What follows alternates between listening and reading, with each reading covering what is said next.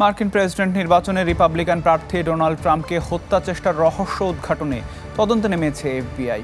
হত্যার উদ্দেশ্য নিয়ে জোরালো প্রমাণ হাতে না আসলেও হামলাকারী টমাস ম্যাথিউ ক্রুকসের বিষয়ে মিলেছে বেশ কিছু তথ্য। স্কুল জীবনে সরাসরি কোনো রাজনীতির সাথে জড়িত না থাকলেও স্থানীয় শুটিং ক্লাবের সদস্য ছিল ক্রুকস।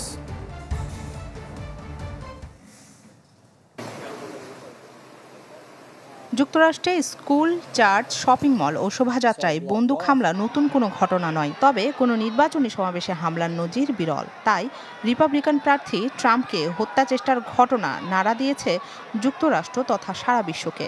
ট্রাম্পকে হামলাকারী ২০ বছর বয়সী টমাস ম্যাথিউ ক্রুকস নিহত হয়েছে নিরাপত্তা কর্মীদের গুলিতে, কিন্তু রেখে গেছে নানা প্রশ্ন। কেন ট্রাম্পকে হত্যা করতে চেয়েছিল টমাস? উদ্দেশ্যই বা কী ছিল? রহস্য উদ্ঘাটনে তদন্তে নেমেছে এফবিআই। হামলায় ব্যবহৃত AR-15 সেমি অটোমেটিক রাইফেলটি ছিল ক্রুকসের বাবার। হামলাকারী স্থানীয় শুটিং ক্লাব ক্লেয়ারটন স্পোর্টসম্যানের সদস্য ছিলেন। তার সামাজিক যোগাযোগ মাধ্যমে কোনো সহিংসতা কিংবা বিদ্বেষ ছড়ানোর বার্তা পায়নি গোয়েন্দারা। এছাড়া ক্রুকসের মানসিক স্বাস্থ্য নিয়েও মেলেনি নেতিবাচক কোনো তথ্য। তার সহপাঠীরা বলছে, স্কুল জীবনে খুব মেধাবী ও শান্তশিষ্ট ছিল সে। ২ বছর আগে ক্রুকস বেথেল পার্ক স্কুল থেকে উচ্চ মাধ্যমিক শেষ করেন। ক্রুকস খুবই স্মার্ট ছিল।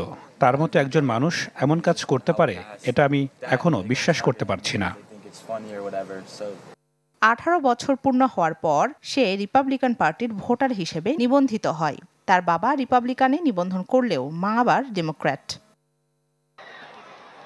13 জুলাই পেনসিলভেনিয়ার বাটলারে ট্রাম্পের নির্বাচনী সমাবেশের মাত্র 140 মিটার দূর থেকে সেমি অটোমেটিক রাইফেল থেকে গুলি ছোড়ে ক্রুকস। এতে প্রাণে বেঁচে গেলেও কানফুটো হয়ে যায় ট্রাম্পের। নিহত হন এক রিপাবলিকান সমর্থক। রাখি জেসমিন, চ্যানেল 24।